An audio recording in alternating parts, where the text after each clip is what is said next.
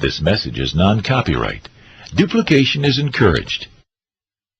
A number of years ago, in a Baptist church in Crystal Palace in southern London, the Sunday morning service was closing, and a stranger stood up at the back, raised his hand, he said, "Excuse me, Pastor, can I share a little testimony?" The pastor looked at his watch, he said, "You've got 3 minutes." And this man proceeded.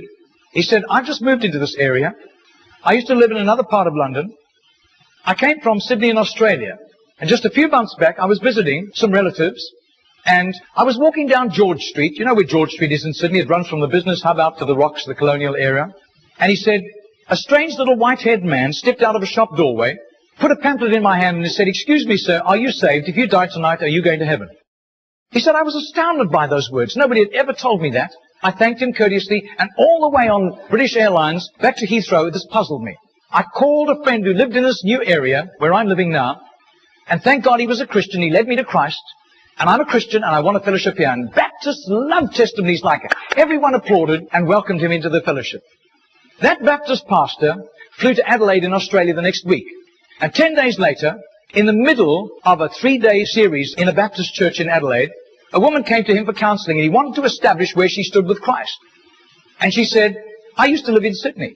And just a couple of months back, I was visiting friends in Sydney, doing some last-minute shopping down George Street, and a strange little white-haired man, elderly man, stepped out of a shop doorway, offered me a pamphlet, and said, 'Excuse me, ma'am, are you saved? If you die tonight, are you going to heaven?'" She said, "I was disturbed by those words. When I got back to Adelaide, I knew this Baptist church was on the next block from me, and I sought out the pastor, and he led me to Christ. So, sir, I'm telling you that I am a Christian." Now, this London pastor was now very puzzled. Twice, within a fortnight, he'd heard the same testimony. He then flew to preach in the Mount Pleasant Baptist Church in Perth. And when his teaching series was over, the senior elder of that church took him out for a meal. And he said, "Mate, how'd you get saved?" He said, "I grew up in this church from the age of 15 through Boys Brigade. Never made a commitment to Jesus, just hopped on the bandwagon like everybody else. And because of my business ability, grew up to a place of influence. I was on a business outing in Sydney just 3 years ago, and an obnoxious, spiteful little man stepped out of a shop doorway, offered me a religious pamphlet, cheap junk, and accosted me with a question. 'Excuse me, sir, are you saved? If you die tonight, are you going to heaven?' He said, I tried to tell him I was a Baptist elder. He wouldn't listen to me.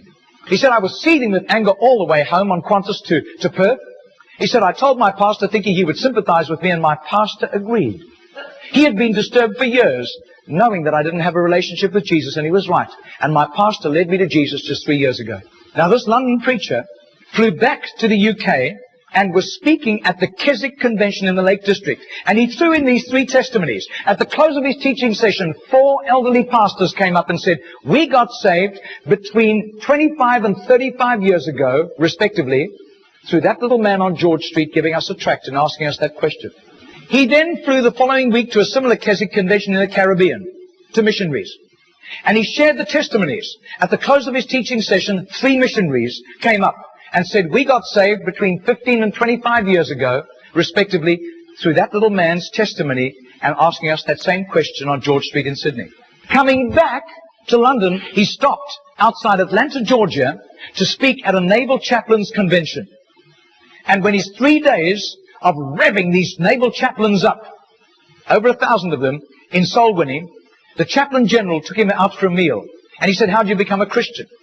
He said, "Well, it was miraculous. I was a rating on a United States battleship, and I lived a reprobate life. We were doing exercises in the South Pacific, and we docked in Sydney Harbour for replenishments. We hit King's Cross with a vengeance. I got blind drunk. I got on the wrong bus, got off in George Street, and as I got off the bus, I thought it was a ghost. This elderly white-haired man jumped in front of me, pushed a pamphlet in my hand, and said, 'Sailor, are you saved? If you die tonight, you're going to heaven.' He said, the fear of God hit me immediately. I was shocked sober and ran back to the battleship, sought out the chaplain. The chaplain led me to Christ, and I soon began to prepare for the ministry under his guidance, and here I am in charge of over 1,000 chaplains, and we're bent on soul winning today." That London preacher, 6 months later, flew to do a convention for 5,000 Indian missionaries in a remote corner of northeastern India, and at the end, the Indian missionary in charge, a humble little man, took him home to his humble little home for a simple meal. And he said, "How did you, as a Hindu, come to Christ?"